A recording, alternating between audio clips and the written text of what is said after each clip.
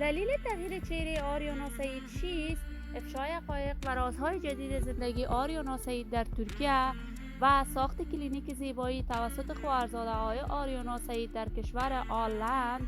آریانا سعید چرا تا کنون چندین بار عملهای جراحی صورت و اندام انجام داده است؟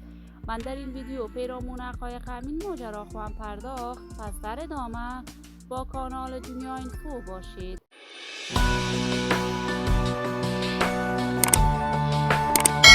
سلام و سلامتی ایام و کامتان باد. شما را خوش آمدید میگم به یکی دیگر از ویدیوهای جذاب کانال دنیا اینفو. برای دوست شدن با این کانال علامت سابسکرایب را فشار بدید تا از ویدیوهای دیگر کانال دنیا اینفو هم آگاه شوید. آریانا سعید، هنرمند خوش صدای افغان، یکی از چهره‌های مشهور، سرشناس و ناماشنا در هنر موسیقی افغانستان بوده است. آریانا سعید با صدای سریله‌اش دل هزاران افغان را به دست آورده است و لقب ملکه دلها را از طرف دوستداران و طرفداران صدایش کسب کرد.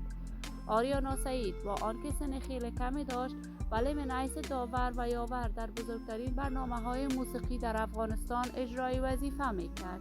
آریانا دوست دارد بیشتر اوقات آهنگ‌هایش میهنی و برای دفاع از حقوق زنان باشد و همیشه خواسته شکل شمایلش را مانند مدلان عربی بسازد. به همین خاطر آریانا سعید تا کنون چندین بار عملهای جراحی صورت و اندام را انجام داده است، ولی جدیداً آریانا سعید در کشور انگلستان به ارزش 100,000 پوند انگلیس را بالایش جراحی های مختلف را انجام داده است و کاملا شکل شمایلش زشت شده است که مورد نقد شدید دوستداران و طرفدارانش قرار گرفته است.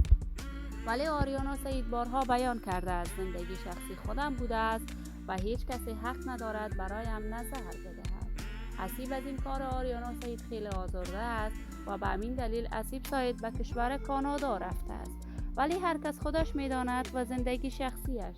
من آرزوی موفقیت، سعادت و کامیابی برای تمامی جوانان کشور خود از بارگاه عزت لایزال تمنا دارم. عزیزان و دوستان خوبم، شما هم نظریاتتان را در بخش کامنت با من شریک بسازید.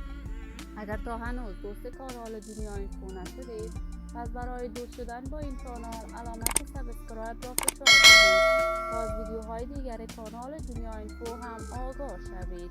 تا درود دیگر شما عزیزان را به الله منان سپرده، موفق و کامیاب باشید.